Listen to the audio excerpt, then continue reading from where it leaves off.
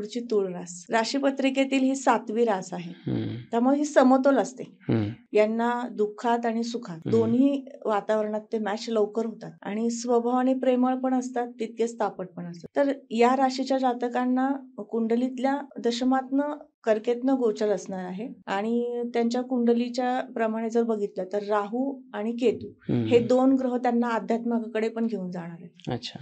Real इस्टेटमध्ये जो वर्ग काम करतो त्यांना मी सांगेल तुम्हाला या वर्षभरामध्ये साधारणतः फेब्रुवारीपासून सुरू होईल त्यांचा चांगला काळ.